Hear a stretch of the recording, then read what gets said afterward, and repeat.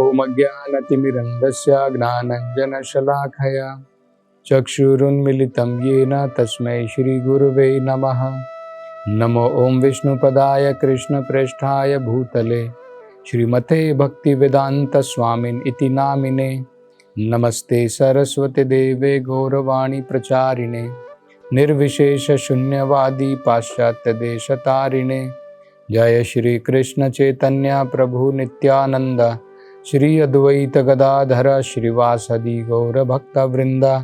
हरे कृष्णा कृष्ण कृष्णा हरे हरे, हरे रामा राम राम हरे हरे।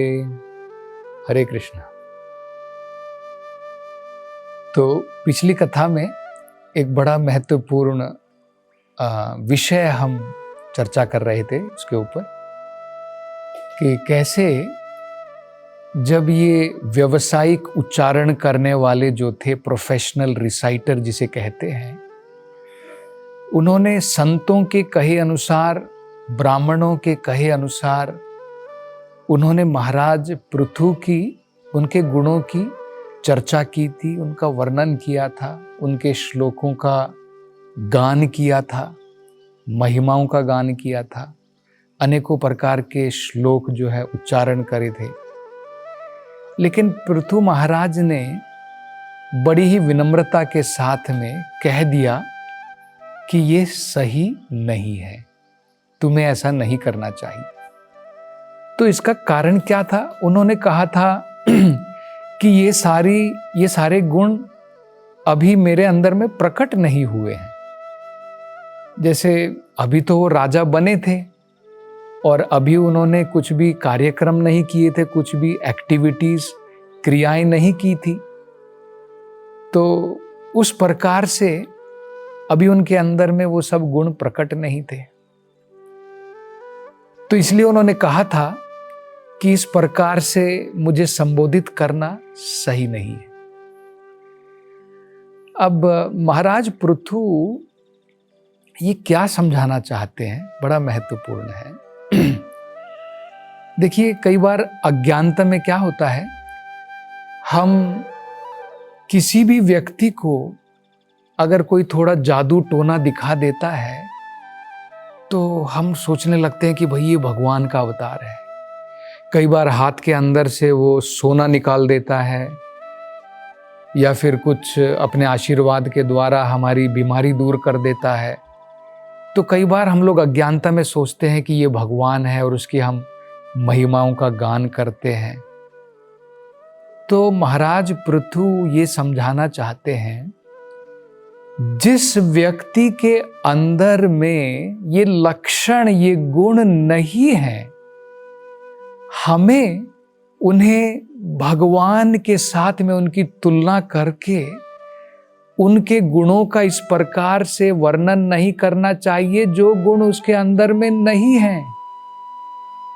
भला उसके अंदर में वो गुण नहीं है और हम उसके अंदर में जो है उसके गुणों की चर्चा कर रहे हैं जो उसके अंदर में है ही नहीं।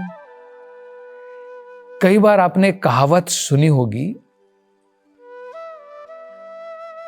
काना राजा नाम पद्मलोचन।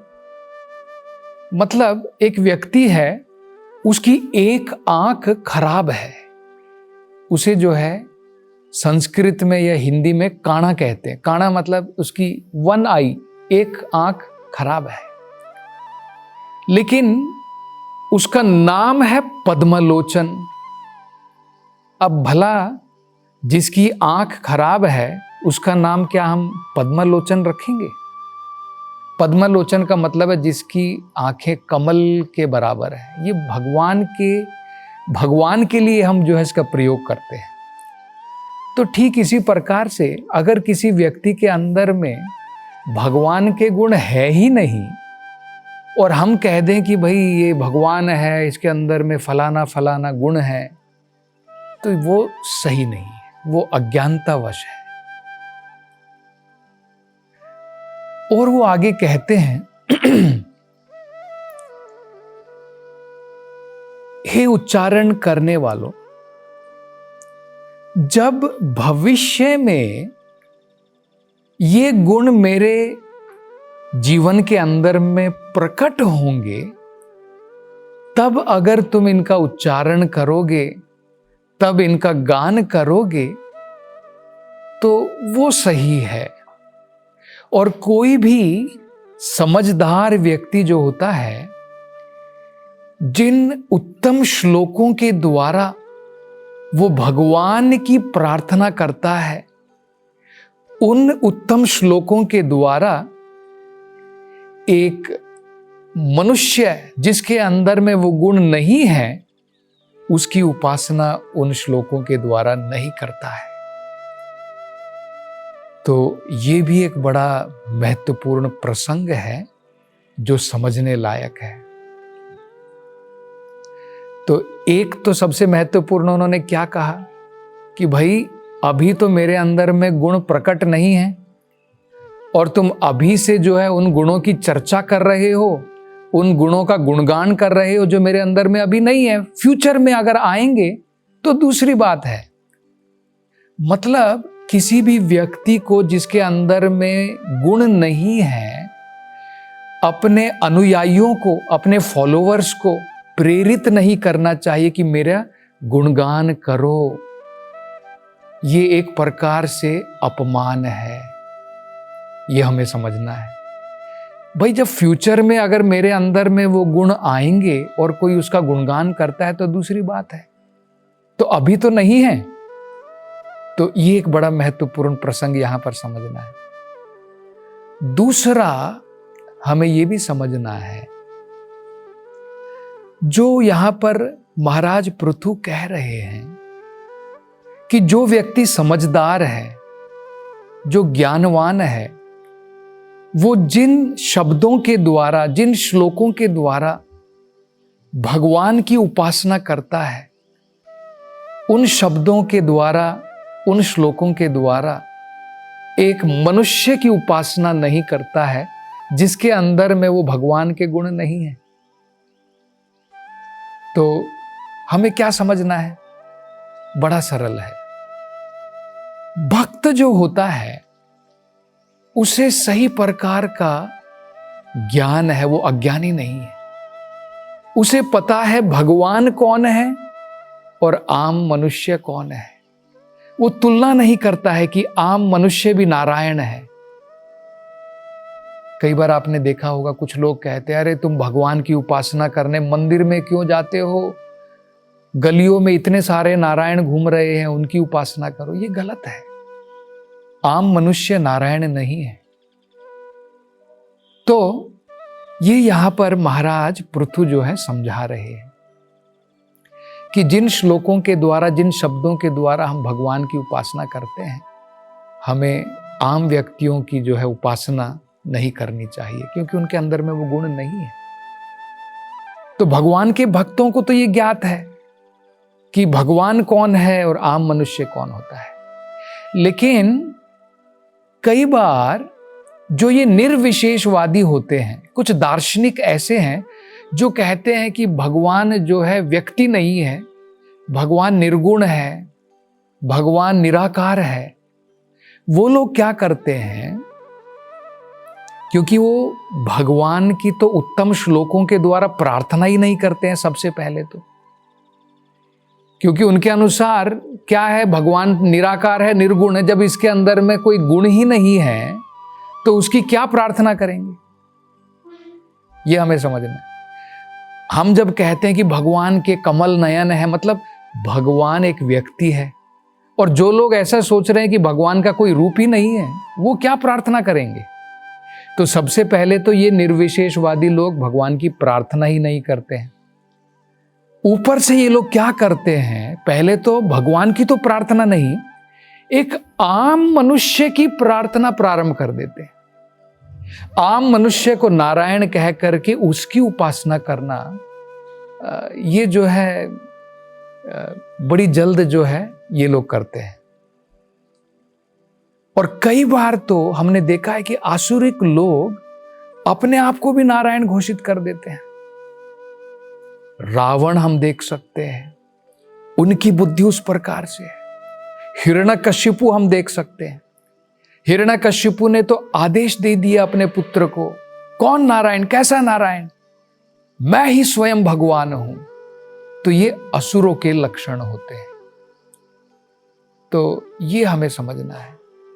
और महाराज पृथु के चरित्र से देखिए, वो स्वयं नारायण है, वो स्वयं शक्त्यावेशा अवतार है, लेकिन अपने बिहेवियर के द्वारा, अपने व्यवहार के द्वारा हमें ये समझाना चाहते हैं कि व्यक्ति को विनम्र और व्यक्ति को अत्यंत दीन होना चाहिए। ये जो है वो समझाना चाहते हैं।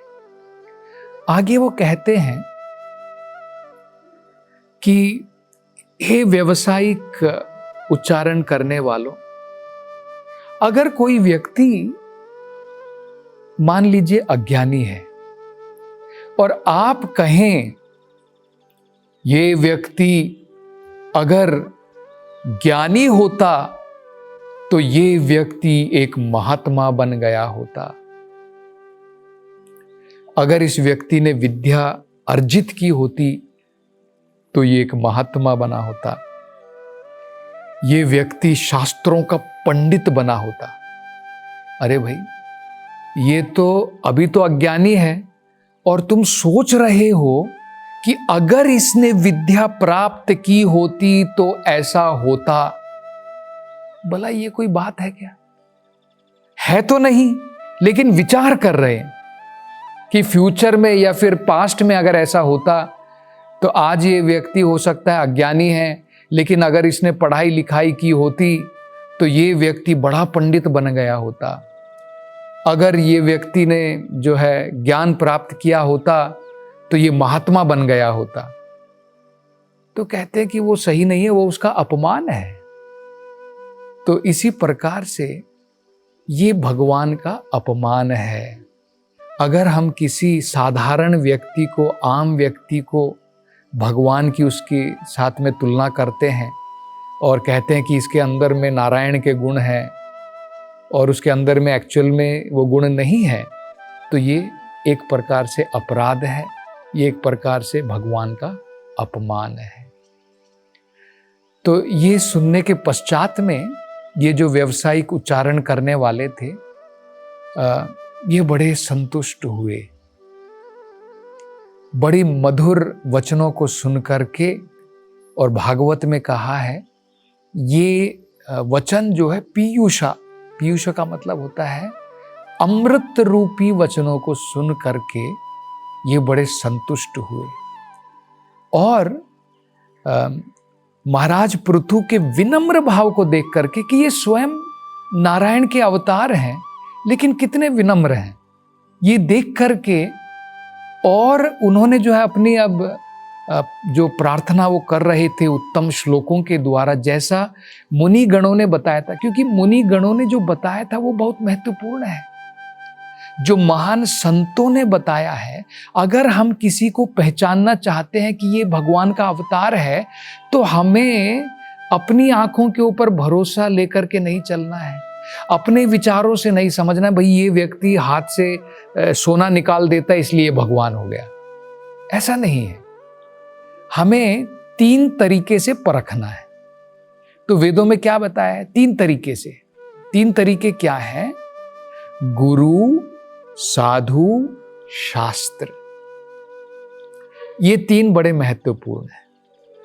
तो जो प्रमाणिक गुरु जो भी कहते हैं वो अपने मन मर्जी से नहीं कहते हैं, जैसा उन्होंने सुना है अपने पूर्व आचार्यों के द्वारा, और जो शास्त्रों में लिखा है, शास्त्रों को छोड़ करके अपने मनमानी से वो कुछ भी नहीं कहते हैं।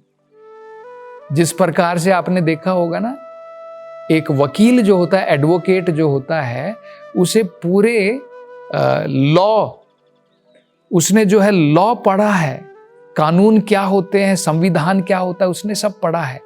तो अच्छा वकील हमेशा संविधान में, कानून में क्या बताया गया है उससे कोट करता है, अपने मन से नहीं बोलता है। तो ठीक इसी प्रकार से गुरु जो है वही प्रामाणिक गुरु है जो पूर्व आचार्यों के द्वारा जो बताया गया है और जो वेदों के अंदर में दिया है उसी को बताता है। तो गुरु के प्रमाण के द्वारा, पूर्व आचार्यों के प्रमाण के द्वारा और जो शास्त्रों में दिया गया है उसके प्रमाण के द्वारा ही कुछ आध्यात्मिक विषय को हम समझ सकते हैं, अन्यथा हम नहीं समझ पाएंगे।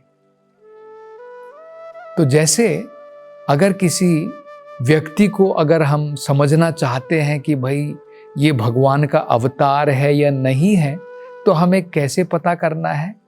जैसे यहाँ पर ये जो भगवान का जो महाराज पृथु का गुणगान कर रहे हैं वो अपने आप नहीं कर रहे हैं। जैसा महान संतों ने बताया, स्वयं ब्रह्मा जी उन्होंने आकर के लक्षण देखे कि महाराज पृथु के हाथ में, उनके शरीर के ऊपर वो लक्षण हैं जो वेदों के अंदर में दिए हैं, जो भगवान के अवतार में होते हैं।